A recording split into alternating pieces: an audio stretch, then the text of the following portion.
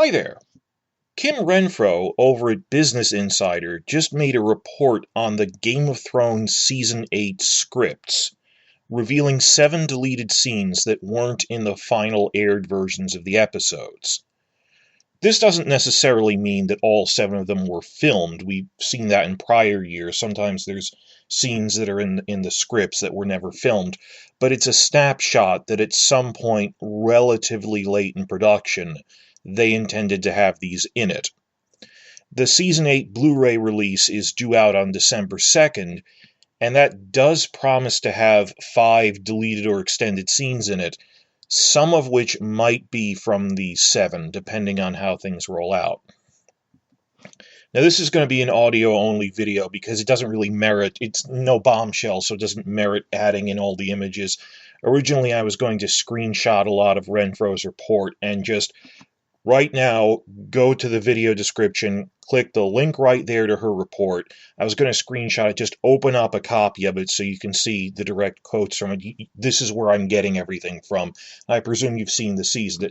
I want to get on to bigger videos after this. There was nothing huge in it, just some clues. So it'll be easier for me to edit if it's just one big take, and it'll be easier for you to listen to this and go about doing other stuff so your eyes aren't glued to the screen. You just want to keep this on in the background while you're doing other stuff to catch you up on what happened. Again, this is really just a follow-up video. That's why I'm racing it off quickly without putting in a lot of images and stuff.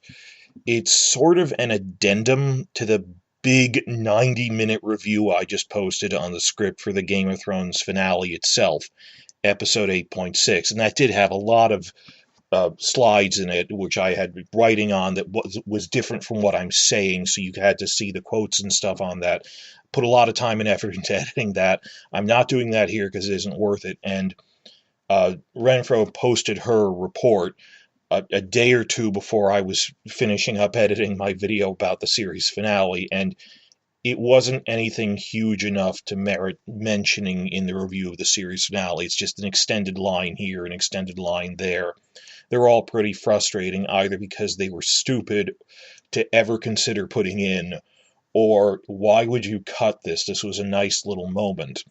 That sort of thing. It's a no-win situation when you go through deleted scenes. And it's like, I understand the point of, well, they deleted it for a reason, but even deleting a lot of these things don't really fix the inherent plot holes that they revolve around. It was worse. Nothing was fixed.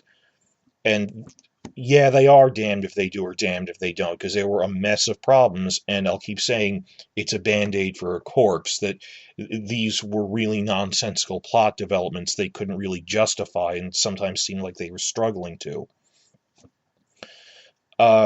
You might be asking, well, why are we getting script reports now? Like I said in the other review, we get scripts for the episodes that get nominated for Emmy Awards because I think there's some rule that they do this, but the Emmy Awards post copies of scripts that are nominated on their website, but we never got them for the whole season. So there were 6 episodes in Season 8. What about the first 5? Well, we figured this out some months ago before Season 8 aired. You may remember I did a big video report on that, which will be linked below, on the Season 7 scripts and before that.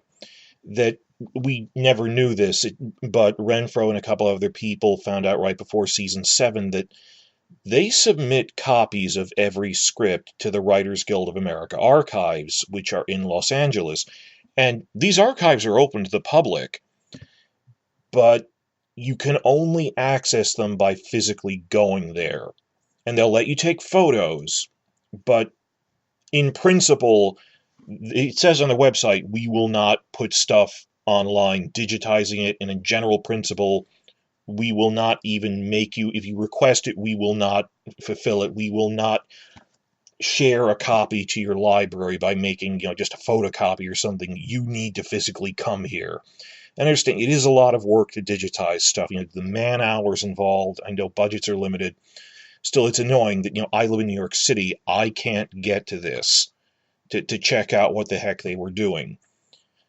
But Renfro and a couple of other people are in Los Angeles. Please tell me in the comments if you're in the LA area and willing to look at these.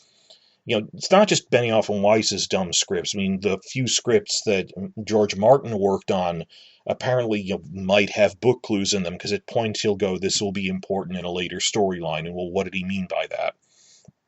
But before season 8, Renfro and a couple other people, they did this big report on the scripts that we had never seen, and they were surprised. But this is all the same problems we saw in like the season 7 finale. That the tone is weird. They say wacky stuff in them. If you're just coming off of my big review of the series finale, I have 4 big points that are wrong with their scripts. If you want to quantifiably measure what was going on, that these are guys who don't have screenwriting degrees and are proud that they don't know what they're doing in a formal setting. The first 3 points are interrelated. Point 1, they really think they can convey everything just with the actors' faces. And they write these paragraph-long descriptions in the scene descriptions, which are insane. That's basic screenwriting, is you don't do that. It makes the episodes confusing. And even when you get to see them, they still often don't make sense, and they're incoherent. And how would another writer even get on this show? That you couldn't research this show by watching the episodes.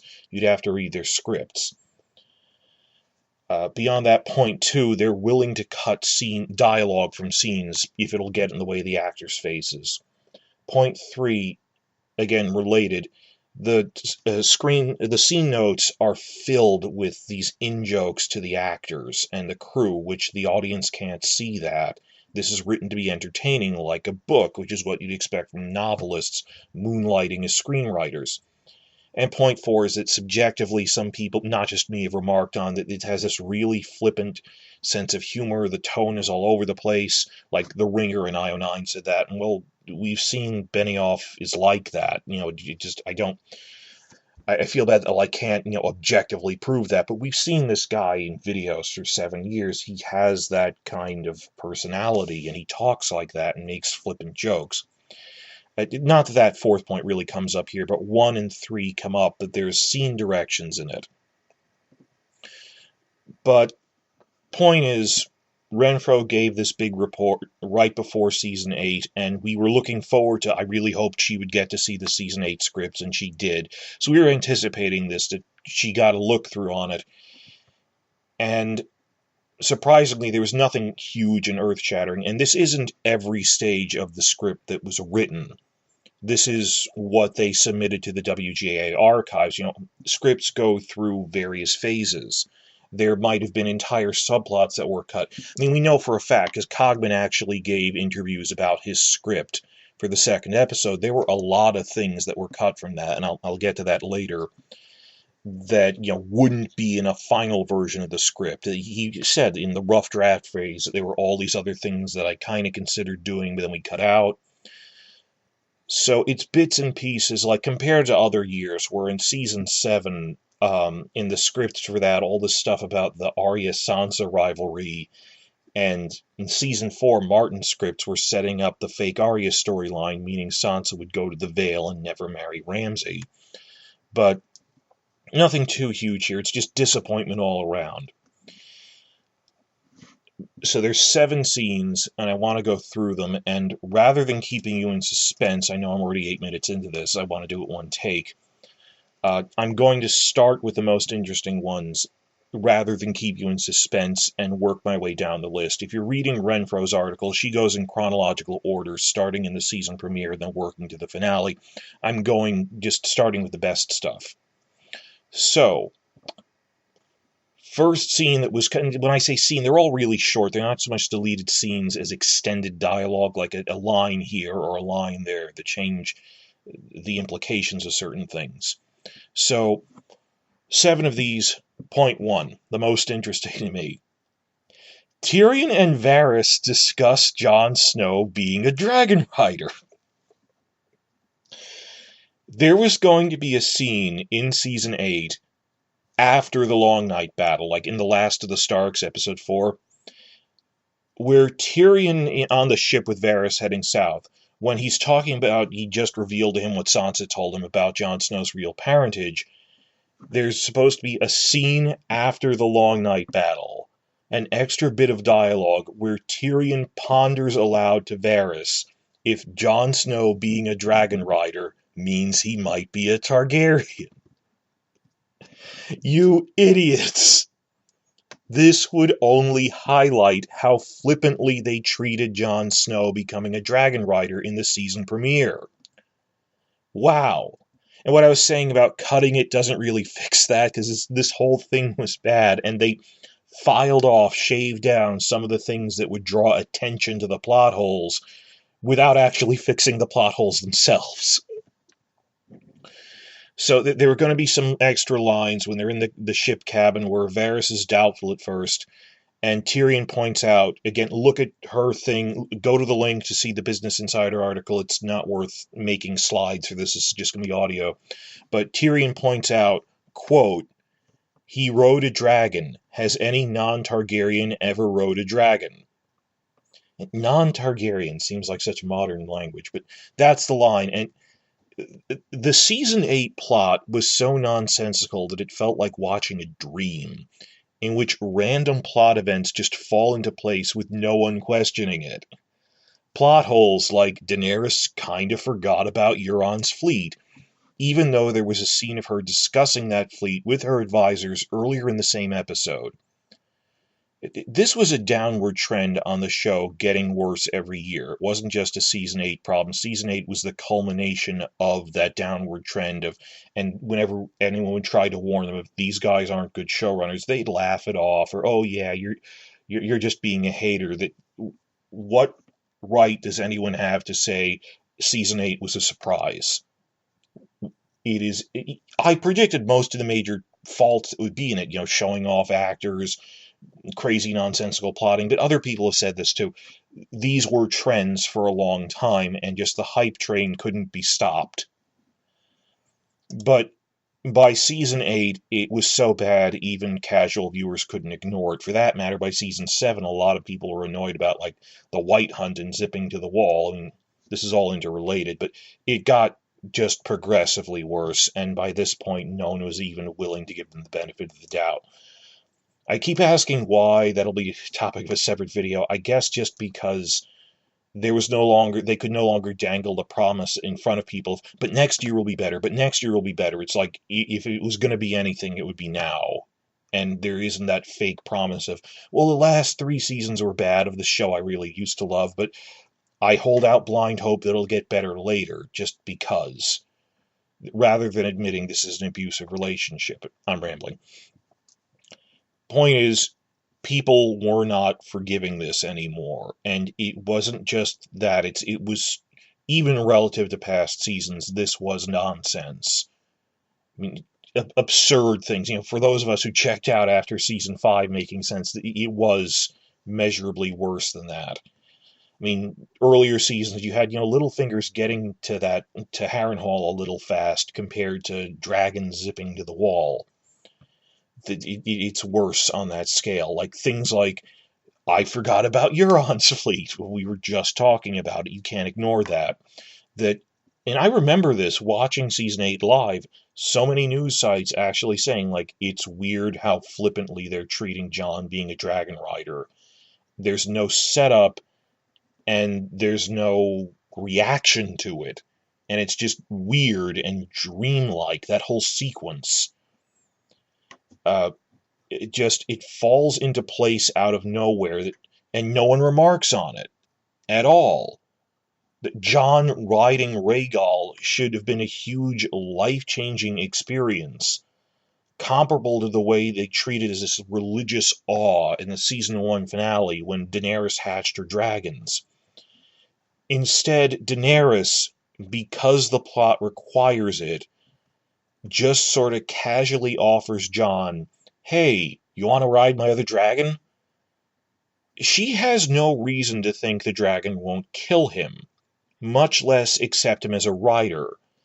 But the even weirder part was how absolutely no one was shown discussing that afterwards. And I know that it wasn't that much time between that and the battle, but even at their war council, just in a normal, sane reality, people would be discussing this or remarking on it the instant it happened.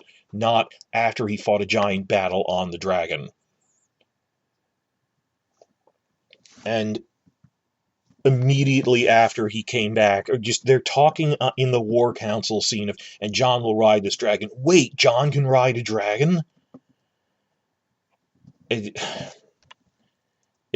people would remark on how unusual it is that a non-Targaryen managed to ride one.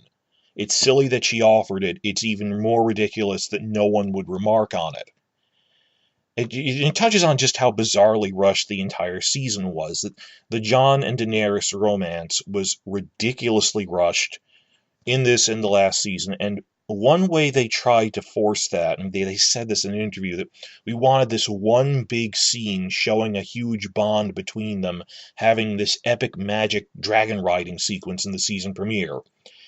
First off, you can't make an entire huge romantic relationship hinge on a single giant scene like that.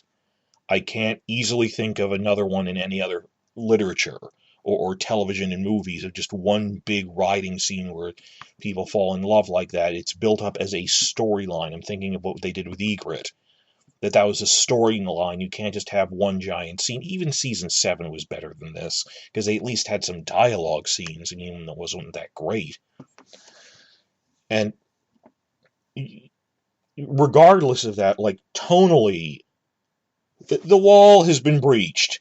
They're in the middle of the apocalypse. They know the White Walkers are coming, and yet they have time to be doing this, and again, it was so, they wanted romantic dialogue that couldn't be justified, that when they're in the middle of that sequence, she goes, and she came to Winterfell to fight the White Walkers, abandoning her war in the south, and after riding with him goes, oh, can't we just run off and live in the caves forever and leave the war behind? What? And acting unusually bubbly like some sort of rom-com, and they said that, I have a video on that before the season started, that they said, well, Daenerys is kind of serious in the books, but, Emilia Clarke can be pretty funny, so we make her more like Emilia. I mean, they said that word for word. And that's episode 1. But by episode 5, Daenerys is suddenly mass murdering the population of King's Landing. Within 5 episodes of the flying around stuff.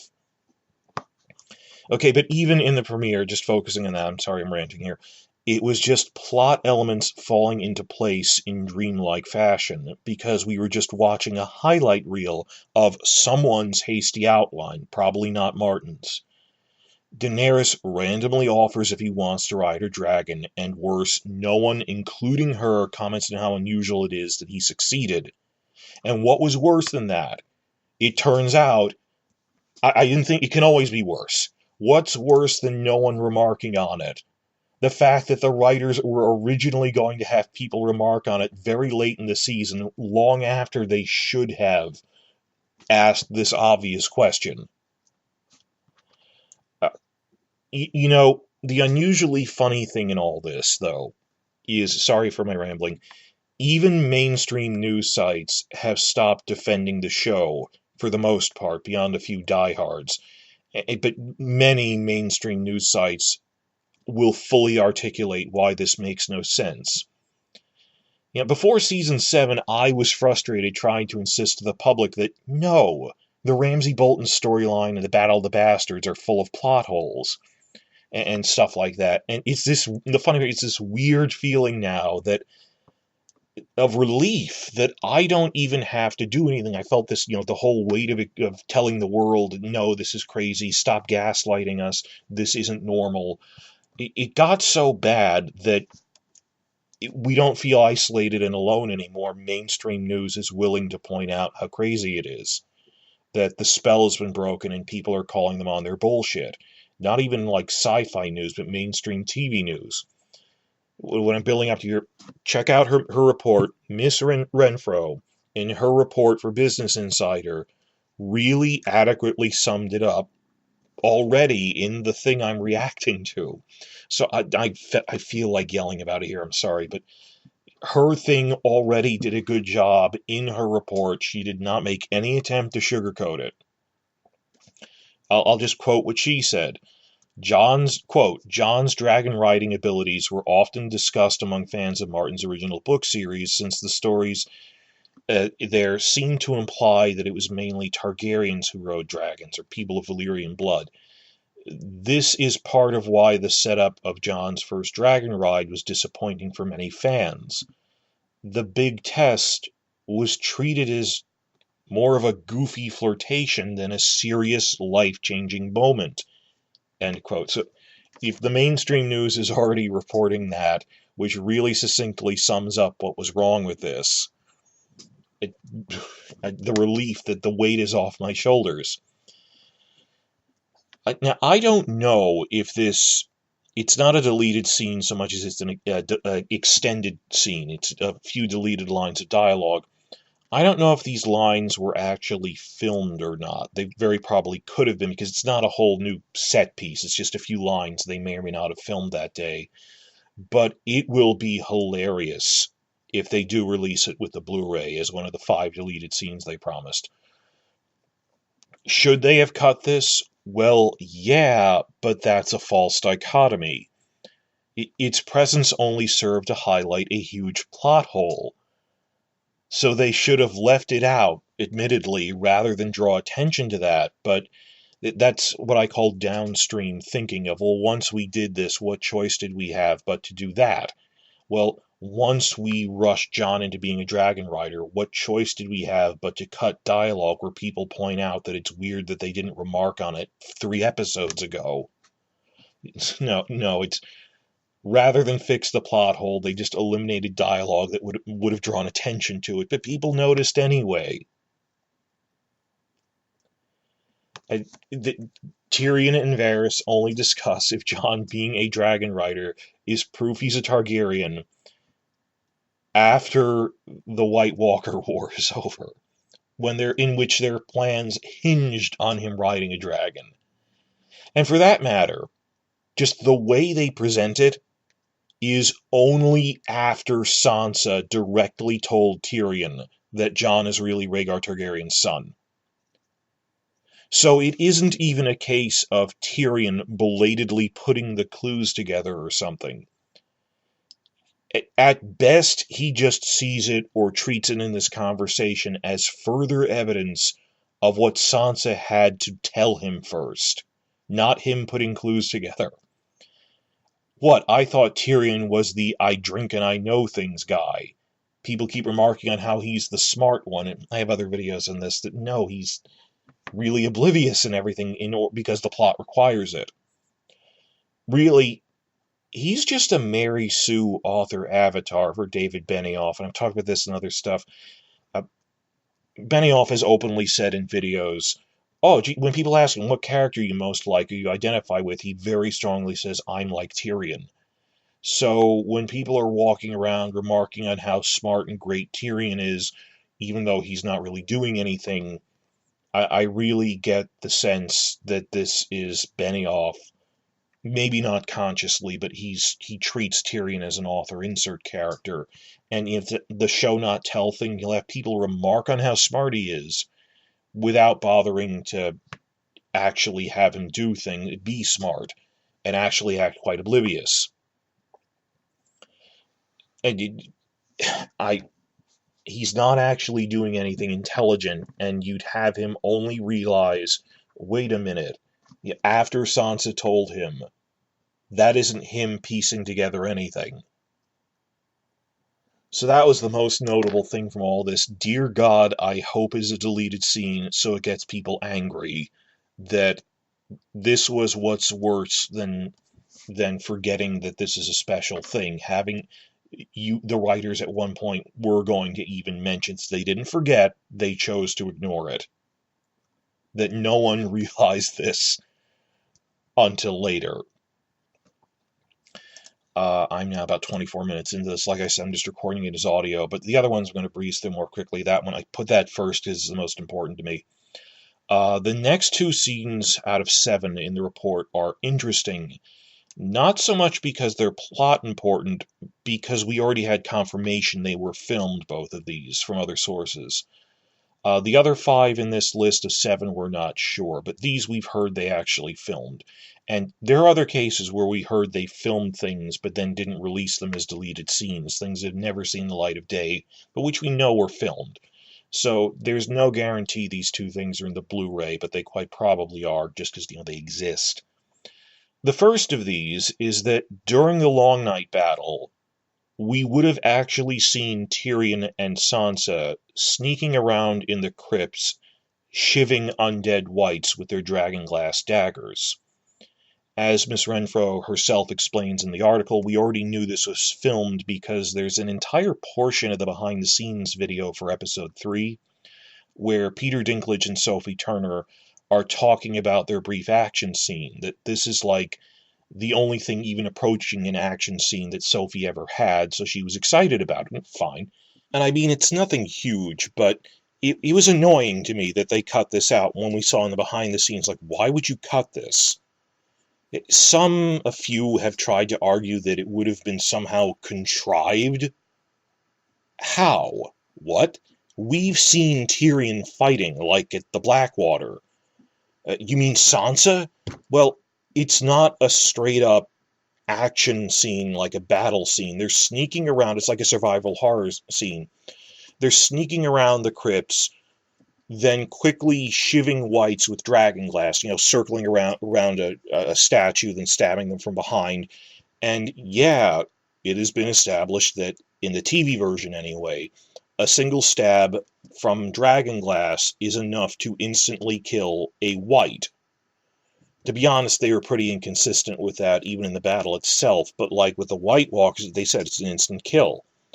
Samwell Tarly is no fighter, but he managed to kill a White Walker in Season 3 by just stabbing it once with a dragonglass blade.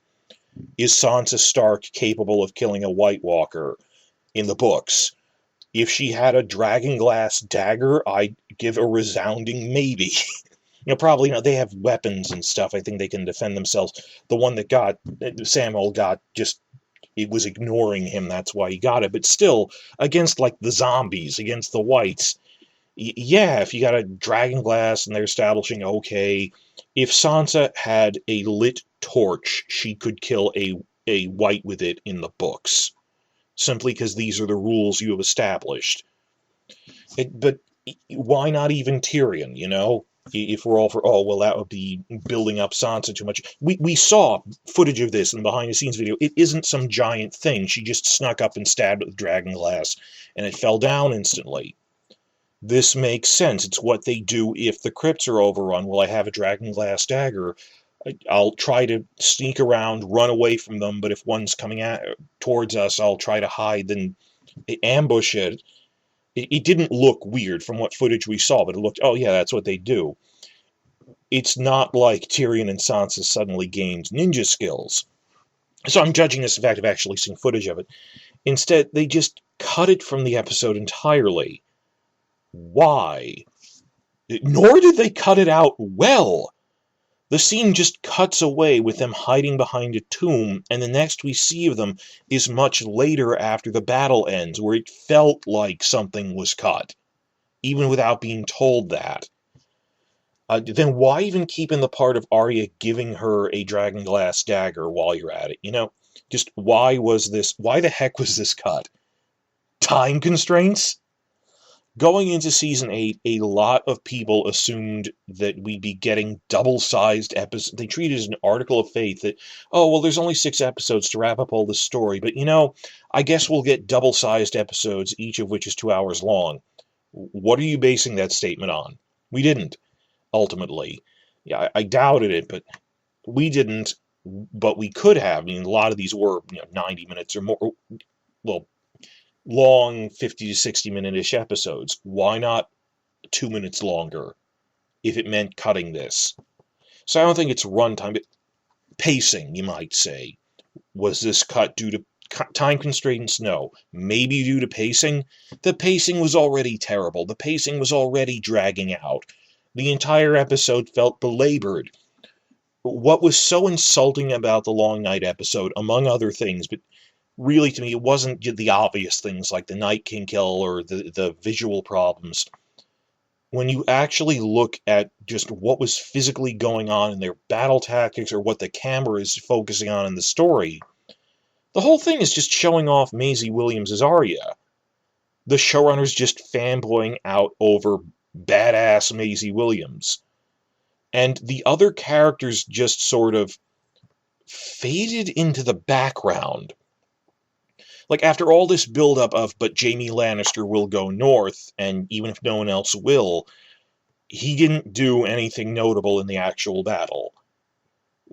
Jaime, Brienne, Samwell, despite their claims, they kept, and the weirdest part is they would insist in the inside the episodes that the important thing is to strike a balance between all the characters, when they blatantly didn't, and and the instant we saw it, we were going, this is an unbalanced episode, it's an Arya fest. And it took them, consider they were reading the scripts for this thing in October of 2017. Like, they had this for a year and a half. And all these complaints that people came up with, widespread complaints the night it aired, are things that genuinely seem to have taken many of them by surprise. That, well, this isn't very balanced. You kind of ignore Jaime and Brienne and Samwell and a lot of other characters. So, I'm not even talking about focus on Arya in terms of the Night King, talking about who got a cool custom new weapon. Arya, and these hero shots of her fighting on the walls with it, and then following her through Winterfell with Beric and the Hound, and then the entire sneaking around the library sequence. I can't say I laughed out loud at that, but I had this massive grin on my face because I thought they'd do something like this. I didn't think they'd do something that bad. But along those lines of, they're showing off Maisie's face in a non-verbal scene, and they're not even trying to do a battle anymore. They're recreating her sneaking around scenes from earlier seasons. And in the behind the scenes, when they try to justify this, they call it a genre shift. When they go, well, it switches from a battle to a survival horror with Arya in the library. You know what would have made more sense for showing characters sneaking around in survival horror mode to avoid whites? Not, let's think of another reason to focus on Arya in this whole library we had to custom build from scratch. Maybe Tyrion and Sansa trapped in the crypts, who were already supposed to be sneaking away from whites to survive. I mean, I know they didn't do it in this production order, they couldn't have, but it really feels like we got shorted an entire survival horror style scene of Tyrion and Sansa and maybe other characters in the crypts, and it was directly replaced with Arya sneaking around in a library. Like, the time allotted for that, mentally picture that with Tyrion sneaking around, not even Sansa, though, she'd be there too, but if you're not a Sansa fan, Tyrion can handle himself reasonably well in a battle or just something. He was barely in it. I know he's not a fighter for, a battle like that. That's why he's with the women and children, but no, they shouldn't have cut this. And it really shows just how much they trimmed the writing and then the editing. It's not just the writing phase. Then in post-production, we know there's more they filmed that they cut, all to focus on Maisie Williams.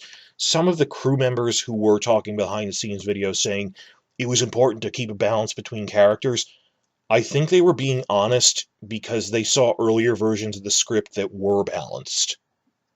Really. Yeah, and given the amount of prep that was going into this really full sequence of Tyrion and Sansa in the crypts, that was supposed to be the character balance. And they were taking pride in that it's not just going to be all Arya. We're doing Tyrion and Sansa doing stuff. And then it was cut in the post-production phase. I feel so bad for those people that believed in this. And I feel bad for Sophie, even. In the behind-the-scenes video, she was really excited for this. And just who the hell edits those videos? It was, but we've seen this before. Just who the hell let those inside the episodes air like that? But this was in that game reveal thing where they talk more about the physical production of it. And I think a lot of you already saw that one. And it's the video where Dinklage himself was openly throwing shade on the entire premise of You've seen this. We already know the Night King can raise the dead. The in-universe characters know that. But they hid all the civilians in the crypts with dead bodies anyway. I feel bad for him too, because Sophie for her naivety, and Dinklage, and they crushed her hopes anyway, and Dinklage for he was suffering through this, he knew what this was. But we knew this whole them shivving lights thing was filmed. We saw a behind the scenes video of it. We saw it through the camera, but uh, through the filming camera with all the stuff on the screen. But we've seen enough of this that it would have been like 30 seconds. It wasn't some giant running around, jumping off of things thing. It was just they sneak around, stab another guy, then move on. It wasn't drastically new. They're just sneaking up on whites. And I hope a lot of you have seen that Last Watch documentary, or if you haven't, that you at least saw the 30-minute montage highlight reel from it that I put on my channel. That I'm thinking of the Gowers, that husband and wife team, the Gowers, who run the prosthetics department. And a lot of that Last Watch documentary was on how it was an entire project, like major project for them, focusing on the crypt whites. And I didn't even realize this watching, because what are they on, like for a fraction of a second? They're hundreds of years old, so the crypt whites were a special project of, these are going to be the most decayed looking whites we've ever had. They look like mummies, that we've never really done that. Makes sense. So the amount of time and hope and just slaving away at this and spending time away from their child, that she was crying about how much work they put just into the crypt whites alone, not to mention all the other wound prosthetics. And that entire sequence was cut. And go back and watch it, just the behind the scenes stuff that you see them for like a blur of motion as they're running around on screen. In the final version, the behind the scenes stuff of that, these people deserve Emmys for the prosthetics work on these crypt whites, of just the amount of work that went into these things. This is movie quality stuff that can compete with anything, and it was all left on the cutting room floor after bothering to film it for I don't know how much money and cost and human cost. Why? And even if we do get it as a deleted scene, it'll be insulting that this was like, it's not going to be 5 minutes, it'll be like 30 seconds, that why didn't you leave this in? So, but we knew that was filmed, that was cut. Another one we know was filmed is that Alice Karstark had a bigger role with actual speaking lines throughout season 8. The parts she's alive in. This is the third point here, that we knew from the actress's Instagram that she had more scenes that got cut, including a death scene, that she mentioned this, though I didn't know the full extent of all of them.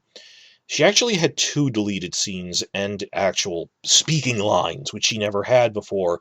I don't think reciting an oath counts as speaking lines, and she's just treated as a background extra. Now, in the script for the second episode, at the War Council scene, after Theon volunteers to protect Bran in the Godswood during the battle, Jon says they don't have enough men.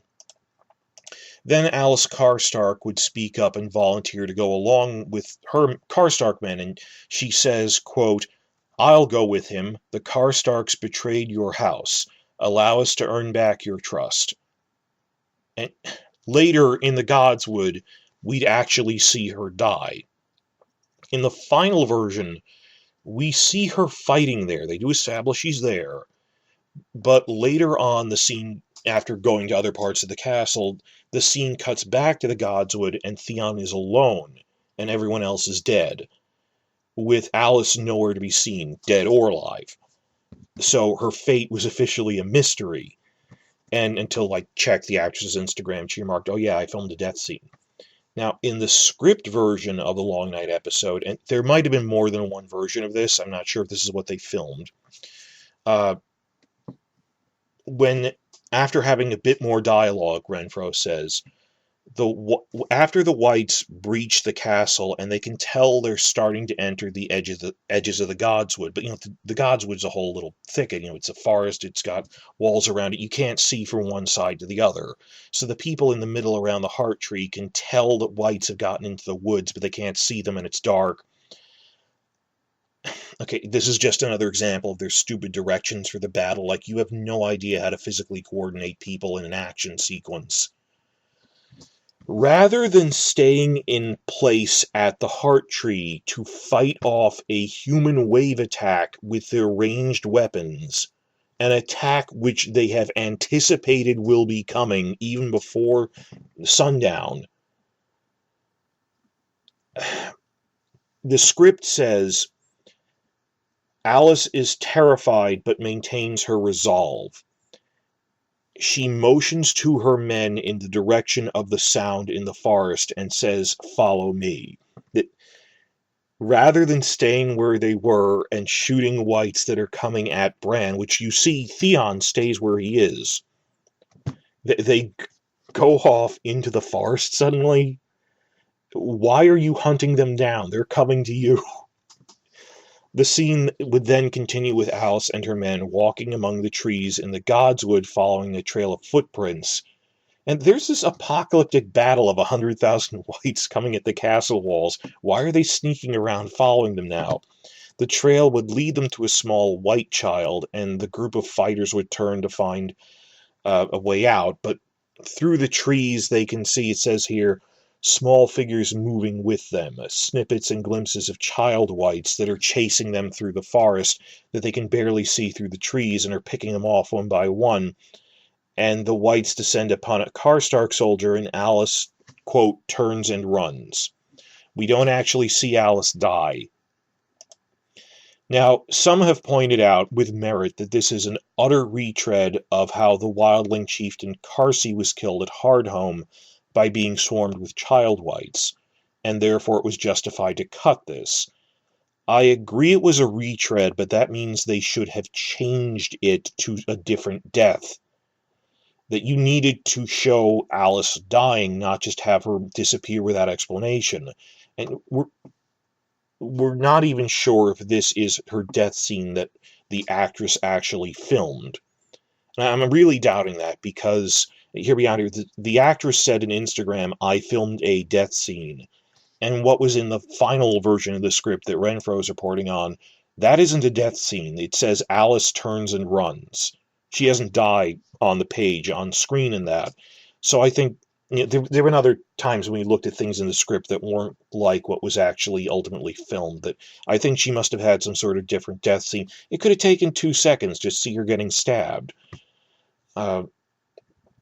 So I suspect they filmed something else, which is what the actress was talking about. But just with Alice in general now, why did they even bother? Why did they even bother showing her as a distinct character fighting alongside Theon in the Godswood if they weren't going to later show that she died? Maybe they didn't intend this. Maybe what we got on screen was just the edited together rags and remnants of what they had. Like, when they started filming this, I imagine they wanted to do a lot of stuff in this episode. But no, they filmed this. This wasn't, "Oh no, we ran out of time to do this." They said, she said, "I filmed the death scene." So it isn't even, "Oh, we didn't get to that. Why would you cut this?" And in terms of just plot mechanics, we cut back to Theon alone in the Godswood. Where did all the other men go? Does Alice just die? They cut it down to focus on showing off Alfie Allen, this big Alfie Allen face moment of that look on his face, and we're going, "Oh, this is wonderful acting." It's the worried face they make him make all the time, and it isn't nuance. It isn't character development. And in order to push the actors into these scenes, they create all sorts of plot holes. Not just this. And even if you cut out the whole chasing around thing, you couldn't have shown literally 1 second of seeing Alice taking a fatal wound just to wrap up that loose end. But what really pissed me off about this, I'm trying to find my words for it, was to learn about that earlier council scene. The council scene is what really annoys me. That at first they were actually setting up a gasp mini story arc for a minor character who happened to be a female political leader. Something actually following up on the political fallout of the Stark-Bolton Civil War in the North that played out across several seasons. I mean, thinking back on it, Robb Stark executed Rickard Karstark in season 3, who they said was her grandfather in the TV version. And and before that, Rickard was introduced in season 2 that he wanted to kill Jaime because Jaime killed his son in an escape attempt. So her going, the Karstarks betrayed your family, I want to redeem our honor by fighting to defend Bran. That would have been the culmination of a 7-year long subplot for House Karstark overall. That now, going on from that season 2 moment, from particularly the season 3 moment where Robb, executes him, that now Rickard's granddaughter is trying to redeem their family honor by fighting for Bran. Wow. And this isn't even considering that I'm talking purely in terms of a TV show, and not even getting into the Alice Karstark of the books is a much bigger character. She's a distant relative of the main Stark family, so there's this whole subplot with Jon Snow helping cousin Alice escape and help fight the Boltons. But I'm putting that aside. It's just, okay, purely for TV viewers, not even, I'm accepting it's condensed for TV and they cut that other storyline. Why not finish up that story arc for House Karstark? Uh, they changed this so her father was Harold, the one who was in the Battle of the Bastards. Thinking about it, her father, who was implied to have died in the Battle of the Bastards, he didn't get a death scene either. He just disappeared off screen. And at the end of season 6, we didn't know, are they going to introduce him as a captive next year or not? But apparently, then in the season 7 premiere, they said, oh, he's dead. Here's his daughter. They have a habit of just leaving loose ends with House Karstark like this. And there's bits and pieces of this subplot that you can see in the first 3 episodes. Like, they make it a point to show Alice riding in to Winterfell with a prominent sigil on her horse and being greeted by Royce. There's remnants of what should have been a larger subplot of the Karstarks are redeeming themselves. And it's not even a huge subplot, it's one goddamn line. That's all we'd have needed. All I was asking for was one speaking line, 30 seconds of her at the War Council saying, the Karstarks betrayed the Starks, I'll defend Bran to redeem our honor, and then literally 1 second later of seeing her taking a knife to the throat or something from a white, just to show, oh look, Alice is dead. This would have taken combined maybe 30 to 40 seconds. But they felt it was distracting from the main cast members or something.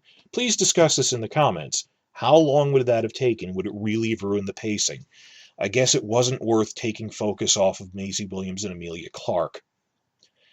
And on another level, they also really pandered Lyanna Mormont to the point it wasn't fun anymore. The actress was great, don't get me wrong, I really liked her, but then they used her for fake girl power moments, which didn't make up for the rest of it. In season 6, she was great, but then they just overused her to somehow make up for how they failed all the other women in the show. I actually kept a running list on the wiki of recurring female political leaders who have speaking lines, who are outside of the great houses. Apart from main cast members in the great houses, Lyanna Mormont was literally the only one by the end of the TV series. On the vassal house level, obviously you got a Lysa Arryn or a Daenerys Targaryen or a Cersei even, acting leader by the middle of the show, but all of the vassal house leaders got cut. And a lot of that is due to time constraints, I understand, but there were points, just torpedoing that whole idea, where they would have vassal lords who they gender swapped from female to male. Like all the Dornish female heads of houses in season 4 when they come to King's Landing, one of which is a speaking line, the speaking role for the Blackmounts, they changed it to a man. And then particularly at Winterfell in season 6, in the books, the new head of House Kerwin is a woman, they changed it to a man. That should have been a woman talking to Lyanna Mormont, but I guess that took attention away from how exceptional she is. But if you make, it's the Smurfette principle, that they were trying to show off, look how cool and exceptional Lyanna and Arya are, then you're presenting a society where it's unusual for women to be political leaders just to hype up your main character, when really, no, it isn't that unusual. In the books, every one of the Seven Kingdoms, well, actually 9 regions, including the Crownlands and the Riverlands, every region has at least one vassal ruler who is female. I realize, like, uh, the Caswells or something wouldn't be in the TV show, but it's the on-screen ones really got me. You're actively gender swapping speaking roles, like the head of House Kerwin, from female to male. So I had been keeping this running list, so when Alice Karstark was introduced in season 7, I hoped we could increase that to 2 recurring female vassal lords with speaking lines, which is still not great, but ultimately she didn't have any speaking lines in season 8 whatsoever. And again, she had maybe one line. She was a recurring character, but she never did anything. She had maybe one line, which was really reciting an oath along with Ned Umber, so I don't really think that counts as dialogue. As a character, did TV-only viewers, please tell me if you're a TV-only viewer on this, did you even notice Alice Karstark as a character, as a recurring character? I mean, when she appeared in the season 7 premiere, they introduced her by name, but I think you would instantly forget that, given how many characters are in the show. I mean, did you notice Alice Karstark in season at any time? Did you notice her in season 8? Did you remember her after the series ended?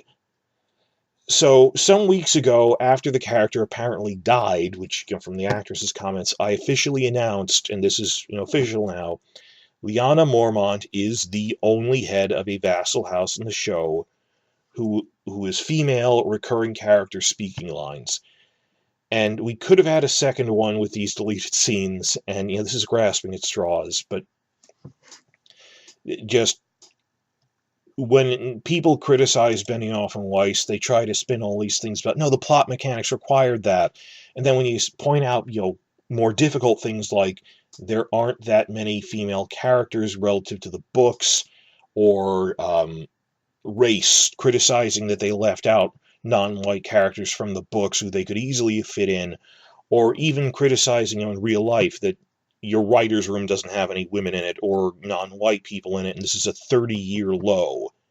Suddenly no one can think of what to say, that there's no defense for this. Sorry, I'm thinking of, there was this panel recently where the OneRing.net from the Lord of the Rings fandom was openly criticizing this was a 30-year low in terms of the show went 5 years without a female staff writer, and no one could think of a defense for that online. That they just fall silent. Or Ideas of Ice and Fire recently made a video where he was really upset about that there really isn't a good defense for, it's not, oh, well, the world doesn't support this, it's non-white characters who were in the books, they cut out or reduced to nothing, or what they did to Dorne, and there really isn't a strong defense for that. Or that you're badgering people who try to bring that up, that these aren't matters of opinion, like, oh, well, Arya was too badass, like, these are flat-out mistakes, or the continuity errors, that these aren't things they can easily defend, of how much they shorted, and this isn't like it happened in vacuum.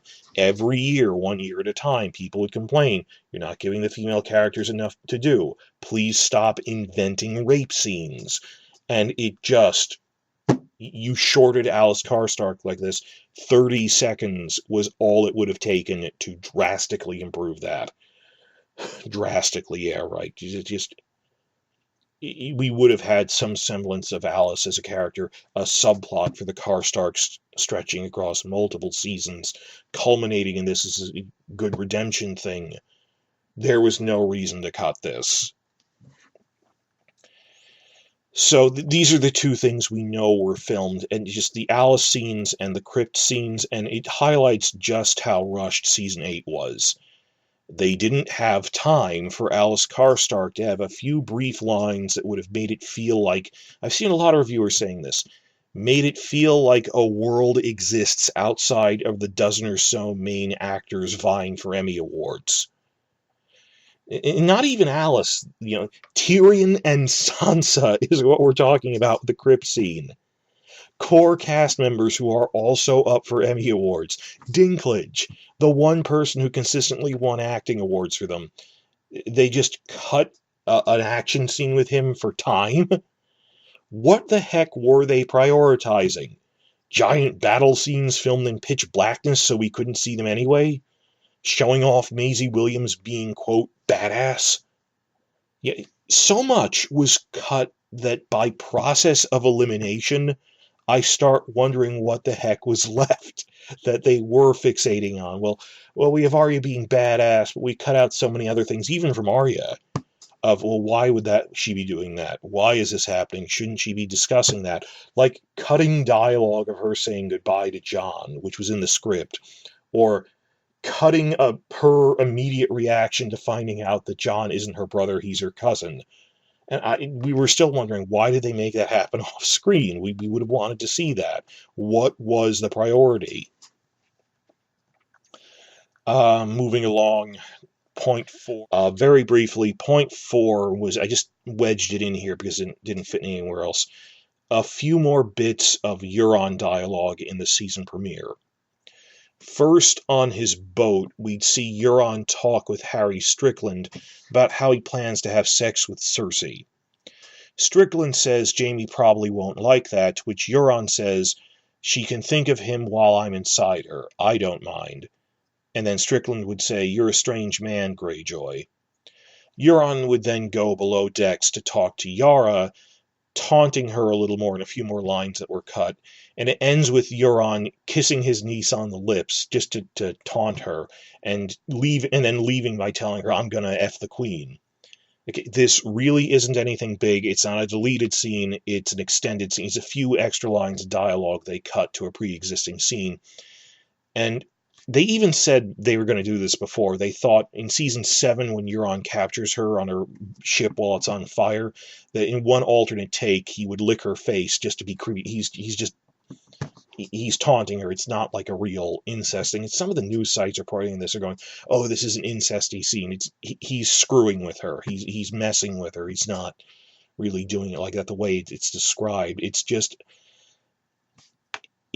another wacky scene of showing off that the Euron actor can do creepy Jack Sparrow mode. And it'll be so surprising, people who watch the show cold, who do say they do intend to read the books later, when they see Book Euron, who's like this scary warlock, that they want Mickelson to play, the Hannibal actor they want to play, that he is a scary warlock and nothing like this. And they threw that away. But some people going, oh, it expands on things. It's a few brief beats of him being creepy again. I saw one or two trying to say, oh, it'd be more with Harry Strickland. It isn't. This isn't expanding on Strickland and the Golden Company whatsoever. It's literally 2 lines of him going, oh, Jaime probably won't want you to have sex with Cersei. Strickland going, oh, you're strange, Greyjoy. Does any of this mention Bittersteel or the Blackfires? No. So it's not expanding on the Golden Company or the Elephants. So it's a few deleted lines. It's nothing. I'm not even sure if they filmed it. They could have, because it's just 1 or 2 extra lines. Now, section break here. The last 3 of the 7 deleted scenes, they're not so much deleted as they are extended. All of them are just extensions. Things trimmed here or there, but the last 3 sort of overlap, because number 5 is there were some trimmed Missandei and Grey Worm lines here and there, some of which happened during the Winterfell feast around Daenerys in scene number 6, which is also about Daenerys, and then point 7 is once again about Daenerys. So there's really 2 things I'm going to be talking about here. Some Missandei Grey Worm stuff, some of which overlaps with Daenerys scenes, and the rest is actually 3 short Daenerys bits, but I'll work my way through that. I'll tell you right now, there were no bombshell revelations. That's why I saved it for an hour into this, because it wasn't anything huge. It felt anemic and anticlimactic. It doesn't offer any new insight even into, oh, the writers are idiots, but this is what they were trying to do. It's not, but because it's here, I'll go through it. Number 5, they trimmed a Missandei and Grey Worm dialogue exchange from the season premiere. It's not much. It's when they had the big progression of Daenerys and her army coming to Winterfell, there were just a few more lines of love dialogue. As they're riding in, Missandei notes that Grey Worm looks like he's freezing. I mean, think about it. These are people who have never seen snow before.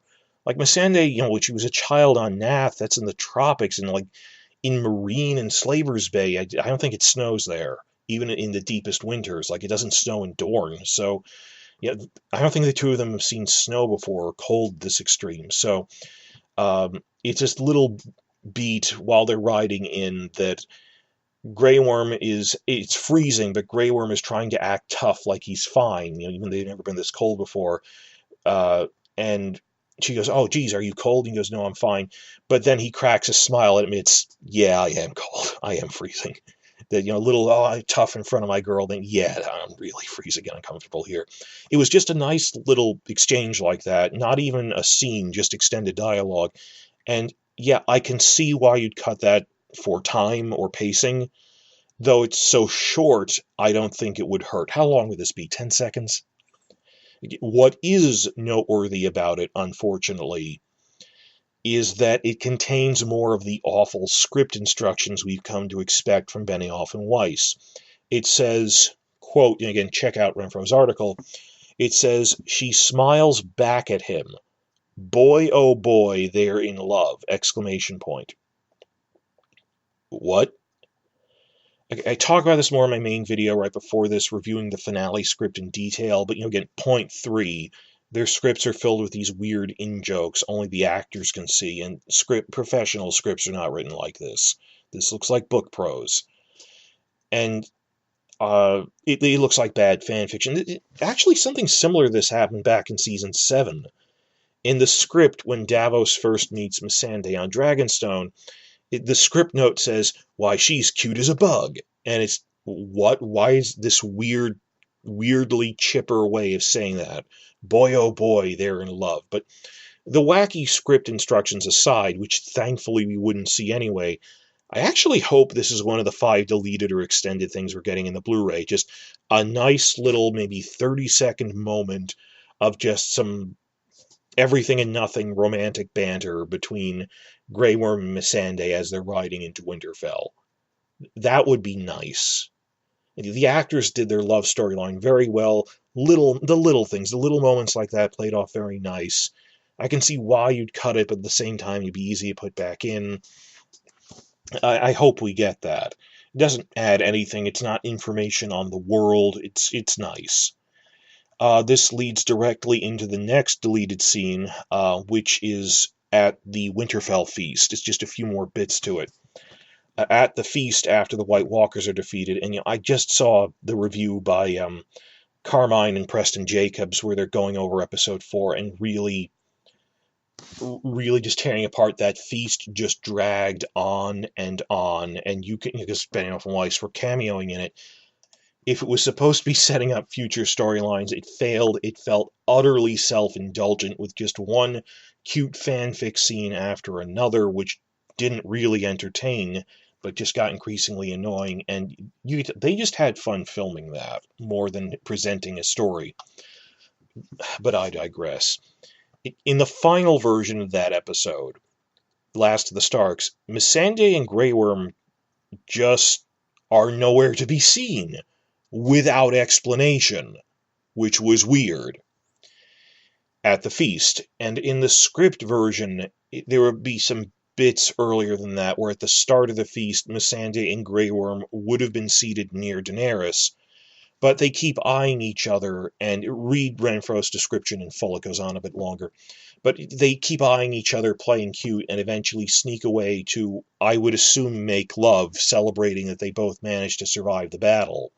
Because it says Missandei practically runs away because she's so eager to get back to Grey Worm or something. She excuses them because they say, "Oh, I'm not feeling well," and she knows they're lying, but she cracks a smile and lets Missandei and Grey Worm go. I think they're going to make love, but that's what you do. Wow, we managed to survive. Let's celebrate with that. But if they're a romantic couple, it sounds simple but cute, and I can picture the actors playing this well. If it's another little moment, I actually hope they filmed this. That the actual, as it would appear visually, this is entirely fine. It explains where were Missandei and Grey Worm, and I imagine the actors played it well. The hard part is thinking on the meta level of how this affects Daenerys and the storyline. So that was the Missandei Grey Worm stuff. We had these two things of just their cute love story, which I hope were filmed and we see. The next 3 points are overlapping about Daenerys, and the first one is that same feast scene. So bear with me here, and it's all in the scene directions. It's nuts. The real issue here is how it impacts Daenerys. So it's these 3 separate tiny bits of either dialogue or just scene description, apparently supposed to explain her mental state or isolation more. But this is crucial here. My point is, if that was their intent, it utterly fails to do so. These are just, you're grasping at straws. This wasn't enough. You're as much help as a band-aid to a corpse. That I was walking into this expecting some sort of grand explanation, not one I agreed with, but something, and reviewers trying to pick through these, they're just a few more stray lines. But you'll see when I go through it. That again, I'm not going to read them off, all of them, so look at Renfro's article for her description of it. That basically the idea is that Missandei and Grey Worm being happy at the feast was supposed to remind Daenerys that Jon Snow rejected her and make her feel lonely and isolated. But this still makes no goddamn sense. Some news sites making clickbait titles, and you know who they are, about Miss Renfro's report are claiming that this helps explain her descent into isolation and paranoia. It doesn't. Context here. If you see my longer review of the finale, I said point 1 is they put the script notes in, and I was expecting another big face scene. Like a big face scene of Daenerys with instructions like she shoots him a look that says, "No, mother effer, my reign of terror has only just begun." That was from season 6. And how do you even act that? But for these Daenerys scenes, it doesn't even have complex scene directions, so I feel oddly insulted that it's pretty much how it appears on screen, with 1 or 2 more things. The scene directions, stage directions Renfro gives are: Dany is happy for her friend at the feast that she's leaving with Grey Worm, but she's also aware that everyone seems to be having fun except for her. She's lonely, and Varys clocks her loneliness. How does this explain her later massacring a city? I don't. This doesn't add further insight. It doesn't explain anything. It doesn't even change anything. And so, like I said, after season 6, we realized they're playing off the actors' faces. I thought we'd get more, particularly because even by like season 7, alarm bells would be going off when we saw these zoom-ins on the actors' faces, because we knew the actor is mentally reading off like a page of nonverbal instructions. And I noticed that even watching the episode, Preston Jacobs in Red Team Review pointed this out too, that weird shot in Last of the Starks at the feast, where the camera is just zooming in on Emilia Clarke's face, making a worried look, and it's one of those too close zooms, so her face is really big in the camera. Practically, you feel like she's about to touch you through the camera, and it's tilted. It's at a tilted Dutch angle, so it's just the camera zooming in on her making a weird face, and this is supposed to be like Carmine and Preston going, this is supposed to be, oh no, she's going as insane as the Mad King was. And Varys is looking at her going, oh no, she's like her father. And what? So I kept thinking all these months, looking forward to there would be some sort of directions in the feast scene script and no, it just says, oh geez, she feels really lonely. And I almost feel disappointed that there wasn't something stupider than that, but okay. And this, I'll rant here, ties into the bigger problem of, I don't know what the books are going to do, but even if the TV show is doing something different, like as a stated goal, we want Daenerys to feel isolated and paranoid and spiral into frustration with Westeros. It just doesn't fit. It's a round peg into a square hole. that you don't need the script to see this, just looking at the season, you wanted to show Daenerys as isolated and alone in the feast scene, but have her friends Missandei and Grey Worm sitting next to her when it begins. That they're not rejecting her. They have a romantic relationship outside of her, but they're still friends with her. It's not like they're abandoning her. This isn't a love triangle. And I mean, the bigger issue, in the same episode, Last of the Starks, it was all, Daenerys ends episode 3 pretty much a hero, and by the end of episode 4, with Missandei dying, they suddenly wanted to turn this in within one episode. Dear God, so much happened in that one episode. Cramming it in to try to make Daenerys descend into isolation, anger, and madness. That you wanted to set up in the feast scene that she's so lonely and isolated. And later in it, they're saying, oh, she feels like Westeros as a whole doesn't like her and the Northerners aren't grateful to her or something. When at the War Council after the feast, Varys announces that the Iron Islands and Dorne have officially declared for her. That Yara has retaken the Iron Islands, who is still her ally, and has openly declared for it. In the wiki, Game of Thrones wiki, when this episode aired, I even made a map for this showing, look, these are all the areas Daenerys controls. She controls most of Westeros now. Cersei's basically just King's Landing. Yet even as she's winning and like hundreds of lords are declaring for, well, dozens of lords are declaring for her, she's like, I feel so isolated. Jon Snow doesn't love me. And like, you have followers. I remember Lindsay Ellis's review. She had a big review, over 1 million hits on it on YouTube. And Lindsay Ellis even specifically pointed out in her review of season 8 how little sense that made. That the Iron Islands and Dorne declared for her, and she acts like Westeros rejected her. And I did point it out in the wiki notes. I don't know if she saw that, and I actually hope she didn't, because, I'd be proud if she said, no, I really hope it's more that multiple reviewers independently each developed the same criticism, that it's so bad that I didn't need to point it out, that other people are independently shouting, what about Yara and the Iron Islands? And even after Daenerys dies in the series finale, Yara is still willing to fight for her.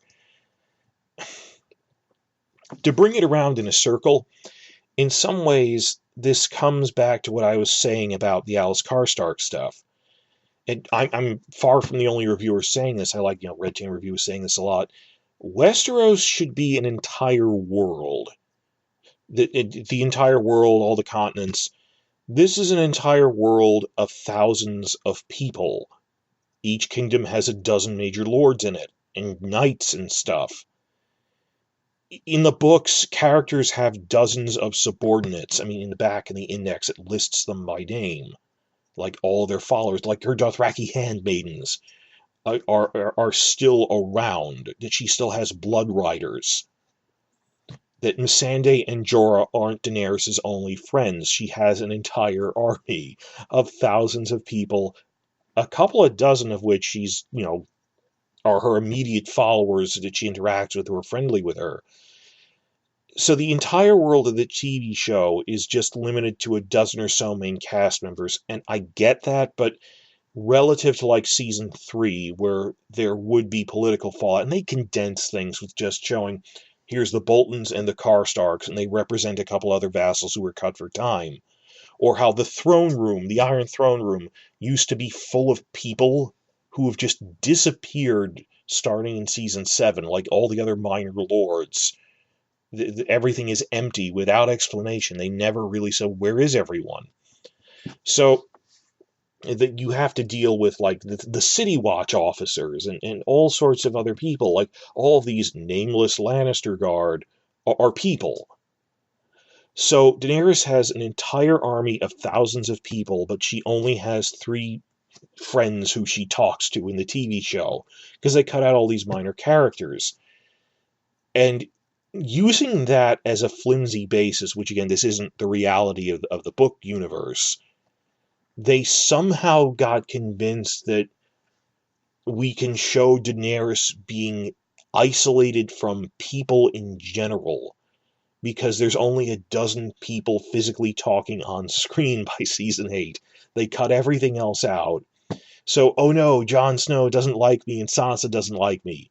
I don't have a single friend in the world. I'm so isolated. I'll go crazy and burn thousands of innocent people. She even says in dialogue later to Jon, I have no love in Westeros. I'll rule through fear. Yara Greyjoy, Dorne. Daenerys being isolated only seems vaguely plausible if you forget that Westeros consists of more than a dozen speaking roles. That Daenerys shouldn't be this isolated. There'd be lords declaring for her, Targaryen loyalists left over from the last war. Will Daenerys burn King's Landing or not in the books is a separate, bigger question, but it really seems implausible that she will because of this. That if she does, it'll be for something else. Not because she feels isolated, or even if Missandei gets implausibly captured and killed. In the books, Missandei is a good friend of hers in the books, but not literally her only friend who she's besties with and braids her hair. It's a condensation of a dozen other characters. And along these lines, there were two other brief Daenerys moments. First, there's a few extended lines of dialogue when Jon is confronting Daenerys on Dragonstone after she burns Varys, but before she attacks King's Landing. As others have pointed out, it was an insult how little thought they put into Varys in the last season, with one of the smartest spy masters in the world suddenly acting like an idiot. And again, it's a relief that I don't have to point this out. General news sites are pointing this out. But why the hell is Varys openly talking treason with Jon Snow in the middle of a beach in full view of the castle? What the hell? So there are a few brief lines at the beginning of that scene that got cut, with Daenerys confronting Jon about talking to Varys on the beach. And this sort of reminds me of how they cut out the Tyrion stuff with Varys earlier. I think they cut it for the same reason of asking, wait, if Jon's a dragon rider, doesn't that mean he's a Targaryen? That late in the season only highlights their failure to address it sooner. So like Daenerys talking to Jon about, I hear you met with Varys on the beach right before he betrayed me, in full view of the castle, only highlights how stupid the stage direction was in that scene. How out of character that was for Varys. Just plain dumb plot mechanics, dumb stage direction. So, same thing as that, as the first point. Yeah, you should have cut it, but only because it's highlighting a plot hole that's still in there. Just, at some point, someone cut this for a reason, and probably cut it because they realized that, it's highlighting the plot hole, and did they really think a few quick fixes would make up for the absurdity? Did they really think one of the most watched TV shows in the world, this hyped, wow, maybe if we don't remark on how unusual it is for Jon to be riding a dragon, or remark on that Jon was openly meeting with Varys on the beach in full view of everyone, maybe if we don't point it out in dialogue, the viewers won't notice. But okay, that's part of the scene at the beginning. It's just an introduction. You could even cut that for time. The real core of it is that integrated with the dialogue of the final version, there's this other cut line, literally one line. In the final version, when they're talking in her chambers on Dragonstone after Varys is executed, he says, well, I met with Varys, but I rejected him. I said, she's still my queen. I'm not going to turn on her. He tells her the truth. And she asks, well, is that all I am? Am I nothing more to you, just your queen? Because I want you to love me, be in a relationship with you.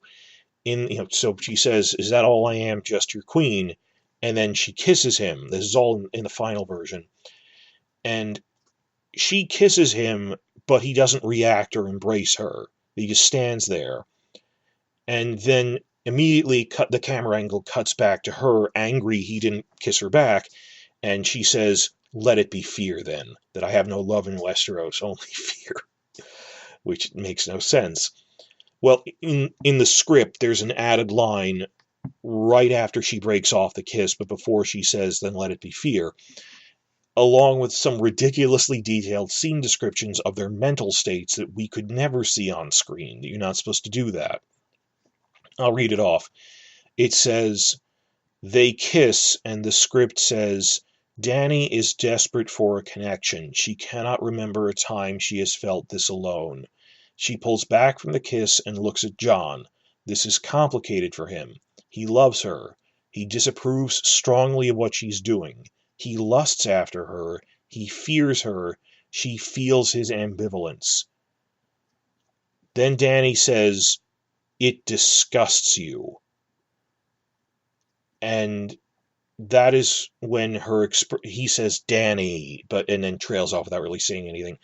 And then her expression hardens, it says, and she gives the line, all right then, let it be fear. So really just between the kiss and let it be fear, she would have broken off the kiss where he doesn't kiss her back, going, it disgusts you. Well, what does it mean? That some news sites are pointing to this it disgusts you line as actually remarking on how John is weirded out by having a relationship with his own aunt. Really, it doesn't. This was never addressed in dialogue, not once. But once again, because they forget that, oh yeah, I guess we forgot to put that in dialogue.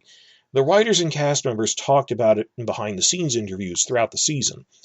That doesn't let them off the hook. I'm blaming them. This should have been addressed on screen, not just subtext.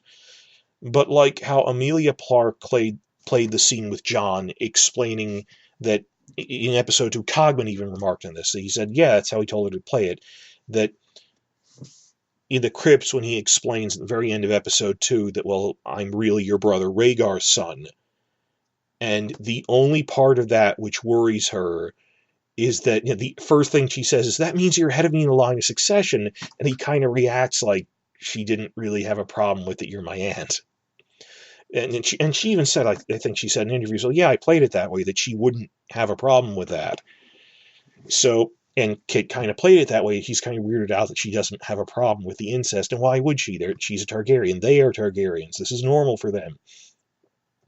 But it isn't really clear on screen. It should have been mentioned in dialogue like once. Like if season 7 and 8 were 20 episodes, not 13, someone should have had a conversation about this. Actually, thinking on it, Cogman did give this long interview in Vanity Fair talking about episode 2 of season 8, and he explained that his original version had a lot more dialogue. But Benioff and Weiss convinced him that this was, quote, contrived, and they, quote, improved and streamlined it by taking out a lot of dialogue in various scenes. And I have a whole other video on that interview where he says, no, they improved it. It's just, dialogue isn't contrived. The weird staring scenes are contrived, but he drank the Kool-Aid long ago. But this is a major example. Cogman said in the original version of that crypt scene, which I'm not sure if they actually filmed or not.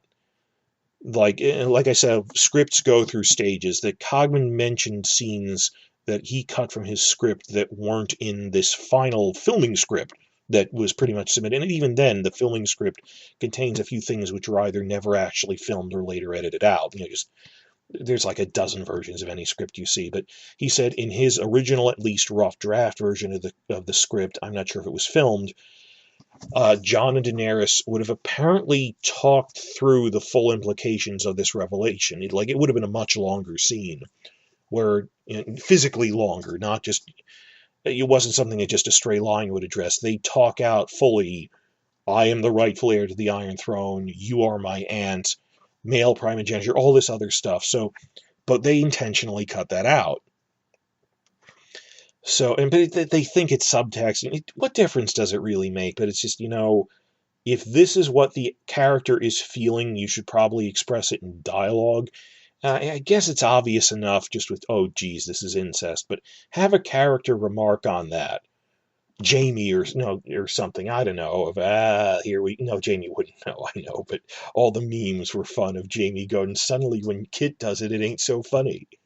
But anyway, this brief line, it disgusts you. I've seen some people trying to spin it as, quote, fixing that they never addressed this in dialogue. If you don't think it was a problem, they never addressed it in dialogue, that's fine. It's the people who have a need for this to fix it, who acknowledge it was a problem, that it wasn't in dialogue. Okay, first, it doesn't, because it wasn't in the aired episode. This would fix it if it was in dialogue. The fact that this is a deleted scene that is not part of the season, which might not have even been filmed, or even if it wasn't in the episode, that things can't, deleted scenes can't retroactively fix things. Second, and I think this is a lot more important, even if it was in, you're just grasping at straws. It doesn't mention the word incest or aunt or nephew. And moreover, given the subtext from the script, the script directions, it actually doesn't seem like that's what she's talking about. It doesn't say disgusted by incest. It says John strongly disapproves of what she's doing. He fears her. That seems more like personal disgust over Varys's death and such. Thankfully, I'm not the only one saying this. I just looked at winteriscoming.net, just made a news post reacting to Renfro's report, and they said, I don't think he's talking about incest here. I think she's talking about disgust at her executing Varys. So it's a single stray line. It doesn't add that much. And if you think it was a problem that they didn't talk about this in dialogue, that, you're my aunt, it doesn't really fix that. It's too little to fix it, and it wasn't in the episode. And it still annoys me. People are desperately thinking they can find some grasp at that and try to go, no, see, this fixes everything. It doesn't, and it wasn't really about that. And the last thing, just a very small little bit here. Again, Renfro is focusing on new things that weren't just scene directions, but new dialogue and stuff. So we, unfortunately, don't get a lot of the wacky script notes from this. But when Arya is running around in the Red Keep in episode 5 as Daenerys attacks it, only to then run out of the city again on her magically appearing, then magically disappearing white horse, when she's physically in the Red Keep, we'd have had a brief shot of Daenerys on Drogon as she blasts the castle with fire. And they'd mentioned this in behind-the-scenes videos, that, well, originally there was going to be a few shots of Daenerys in the air, angry, after she starts burning civilians, and then burning the Red Keep. But later we cut it out. This specific thing Renfro mentions, there's a specific shot of her as she's burning the Red Keep itself. But they said in behind-the-scenes videos that we later cut it out over some bullplop, pretentious idea that she, quote, she has become one with the dragon, whatever that means. So the script says to quote, focus tight on flying Dany as she's on the dragon looking at the exterior of the throne room, the room her ancestors built. She would then see the Lannister lion sigil on the windows where the 7-pointed star once was, which she registers as, quote, a symbol of everything that has been taken from her, and it, quote, drives her to fury. That really doesn't add anything. The cast and crew still haven't given a coherent explanation for what specifically drives Daenerys to burn innocent civilians in King's Landing. By which I mean, they have said a few stray things here and there, but they contradict each other.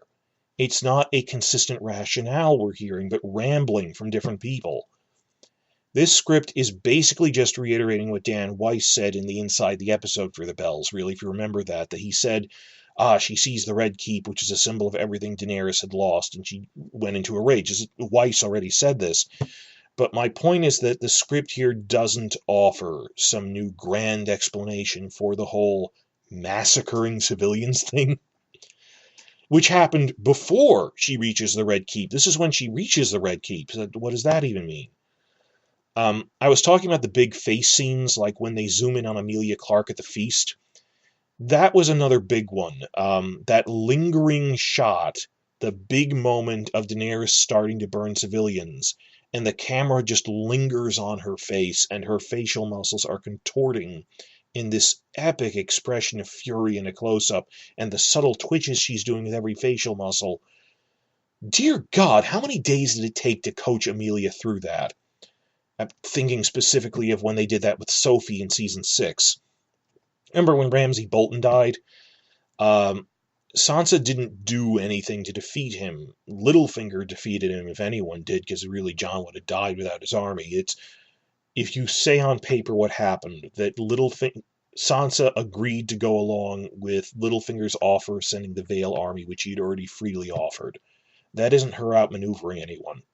That's going along with Littlefinger's plan to become dependent on him. But they played it up as if this was somehow the climax of the invented rape storyline. No, this makes up for him raping her. Even if she did directly defeat him through her own agency, that wouldn't make up for that. But on top of it, she didn't really defeat him even. She was presented with him tied to a chair. That isn't her agency doing that. I keep saying I have a whole video on this. I have quite a few videos on many specific topics because I'm being thorough. That it's all there in the DVD commentary, but there is a DVD commentary clip I made of that scene where Sophie is explaining that how much work went into just her face in that scene. That this has nothing to do with the fictional story. They just wanted to show off Sophie Turner's nonverbal emoting.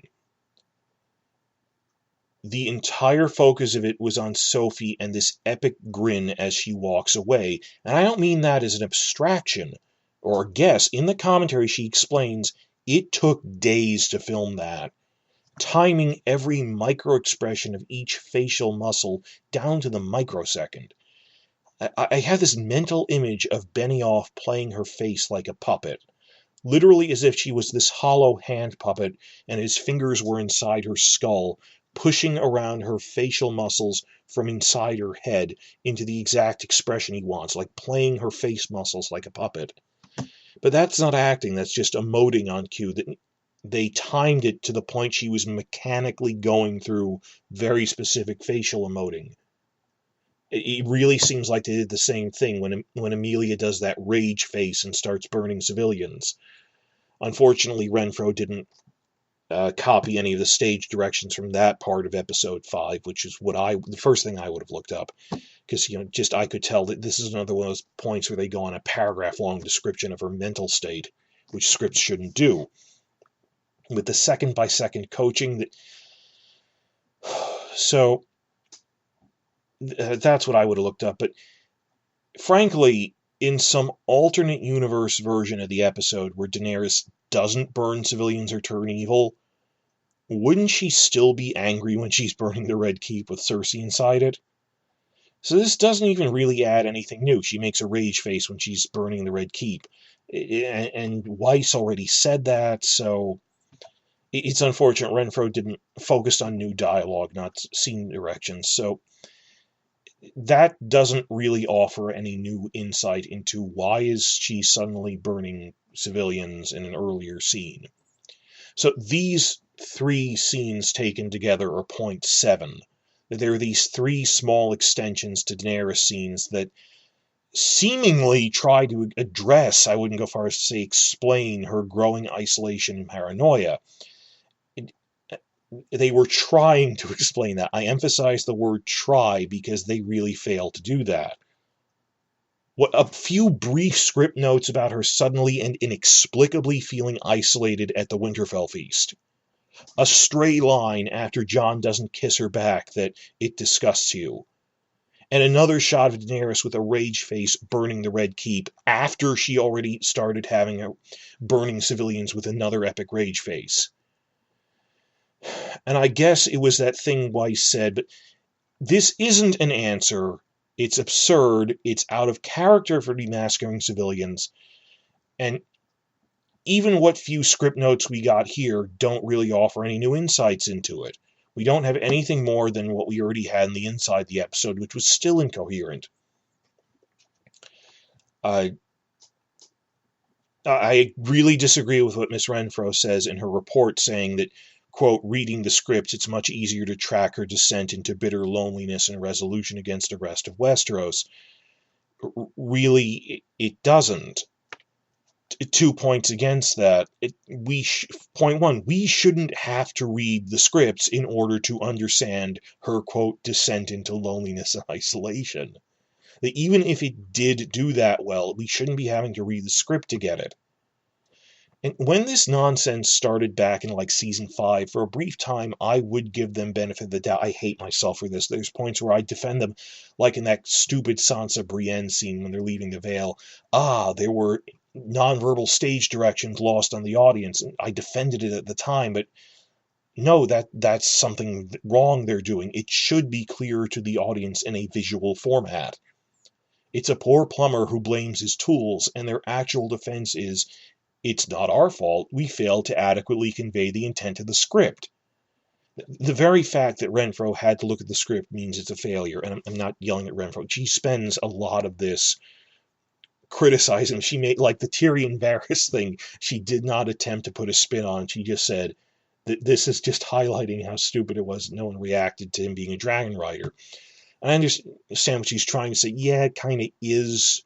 They're trying to show her descent into isolation, but in general principle, point one, you shouldn't have to read a script to do that. But more importantly, far more importantly, point two, this is grasping at straws. 3 brief extended scenes and lines of dialogue don't coherently explain her resolution against the rest of Westeros and resenting it when the Iron Islands and Dorne just openly declared for her, when she's winning the war, when dozens of lords with no dialogue off-screen must support her now. This was just an absurd idea overall. Let's show Daenerys winning the war, but having her feel really isolated and bitter anyway. What?